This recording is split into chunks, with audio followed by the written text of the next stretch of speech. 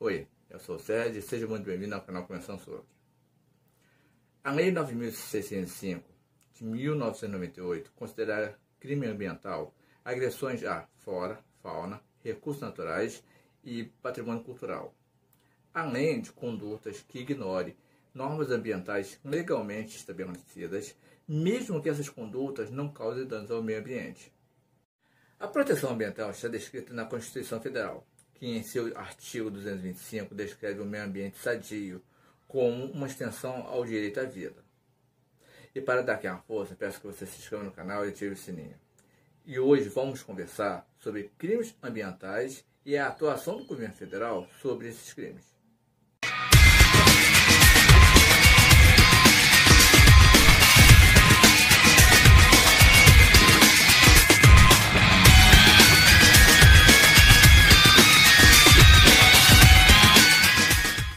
Na COP26, o Brasil foi apontado por especialistas como um dos vilões em relação ao meio ambiente e às mudanças climáticas. Mas, felizmente, a imagem do Brasil nem sempre foi esta. No Brasil, as ações pró-meio ambiente começaram em 1981, quando o país instituiu a Política Nacional de Meio Ambiente. E foram 40 anos de ações pró-meio ambiente, período que encerrou em 2012. Em 2012, as ações em defesa do meio ambiente começaram a diminuir, principalmente no combate ao desmatamento na Amazônia. Uma das ações contra o meio ambiente foi justamente a edição do Código Florestal, o qual fez o Brasil andar para trás em alguns de seus avanços. Como exemplo, foi a anistia ao desmatamento realizado antes de 2008. Aqui o Brasil começa a premiar seus criminosos, já que na época o desmatamento já era um crime e todos foram perdoados. Governos sucessivos começaram a diminuir o investimento público no plano de ação para a prevenção e controle do desmatamento na Amazônia Legal. No período de 2012 a 2018, o governo Dilma e Temer, houve a paralisação de demarcação de terras indígenas e a criação de unidades de conservação. Não foi uma paralisação total das políticas de proteção ao meio ambiente, mas foi uma redução drástica. De 2012 a 2018, o desmatamento ficou em uma média de 6 a 7 mil quilômetros quadrados. Como podemos ver, o descaso com o meio ambiente não começou no governo atual, mas foi o governo atual que mais promoveu mudança nas regras de proteção ao meio ambiente, promovendo assim um recorde no aumento da destruição do meio ambiente de uma forma geral. O governo Bolsonaro promoveu uma grande mudança nas questões ambientais. A partir de 2019, de acordo com analistas, foi um desmonte generalizado na estrutura.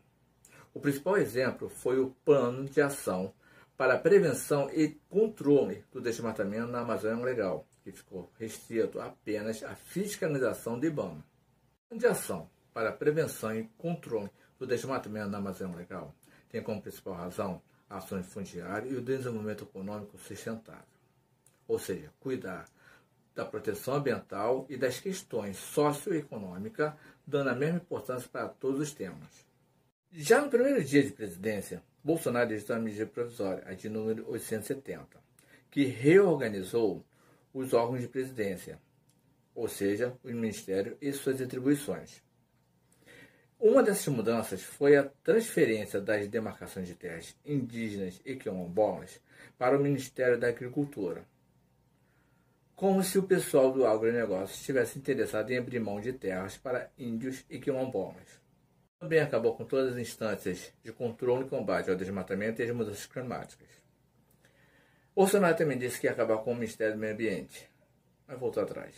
O presidente Jair Bolsonaro mandou para o Congresso um projeto de lei que abre as terras indígenas para o garimpo, exploração de gás, petróleo e outras atividades de impacto ao meio ambiente.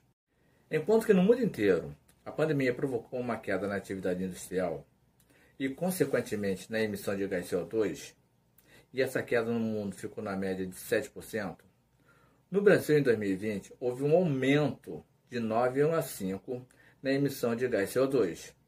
Isso devido ao desmatamento, que em 2020 teve um aumento substancial.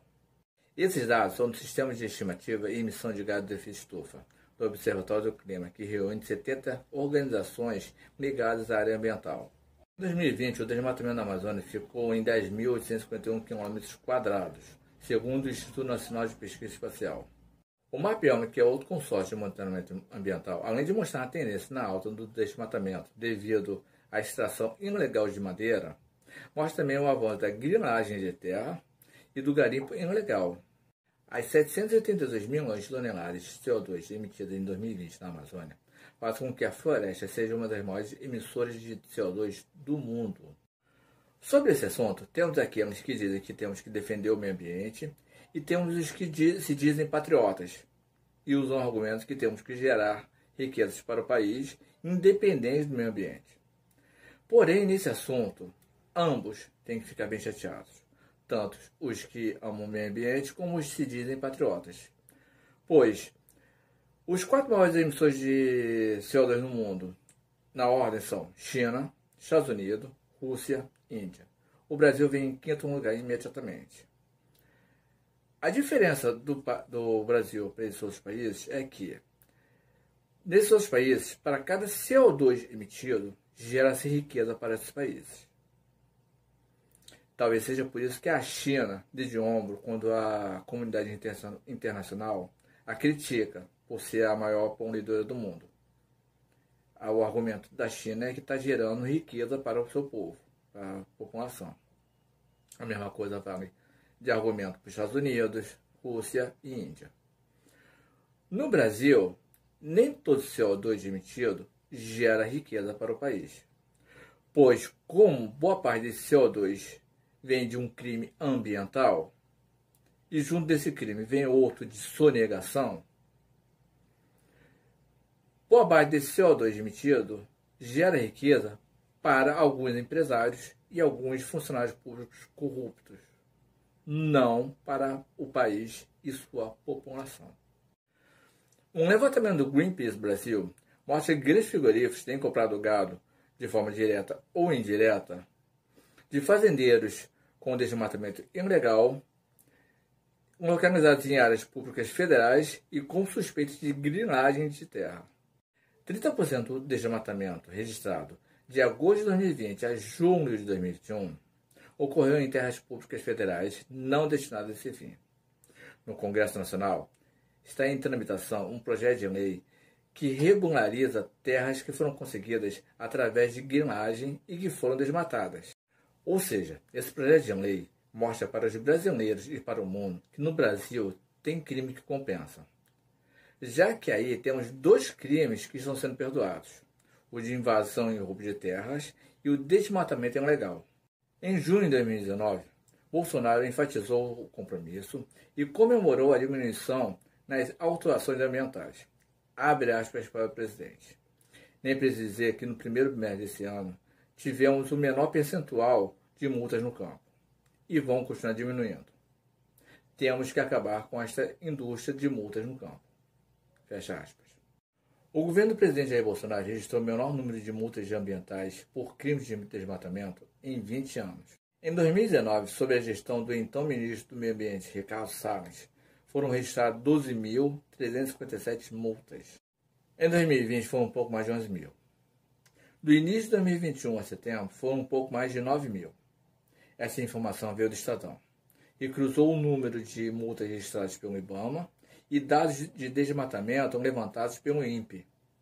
Na chamada Amazônia Legal, que é composta pelos estados do Acre, Amapá, Amazonas, Mato Grosso, Pará, Rondônia, Roraima, Tocantins e Pará do Maranhão, eram 5 mil multas por ano, de 2010 a 2020.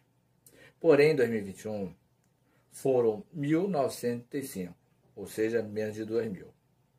Ao mesmo tempo que os autos de infração diminuiu, dados do INPE mostram que o volume de área desmatada na Amazônia Legal durante o governo Bolsonaro dobrou em relação a 2012 e 2013. Em 2019, o desmatamento na região foi de 10.900 km². Em 2020, sabe-se que ficou acima de 10.500 km². Não coincidente, período em que houve uma queda na aplicação de multas por crimes ambientais. Houve também o fechamento de unidades do IBAMA e a diminuição de número de fiscais. A alta no desmatamento no Brasil contradiz o acordo firmado na COP26. O Brasil assinou um acordo em conjunto com outros 100 países, no qual se compromete a interromper e reverter o desmatamento e a degradação das terras desmatadas.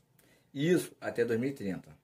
Os projetos de leis que estão no Congresso sobre regulamentação agrária, que favorecem grileiros e estimulam o desmatamento, acabam afastando os investidores, pois os mercados internacionais estão cada vez mais atentos sobre os compromissos firmados no passado e na COP26. Bom, senhoritas e cavalheiros, muito obrigado por ter assistido esse vídeo. Não deixe de se inscrever no canal, curte o vídeo e comenta. Um abraço e até o próximo.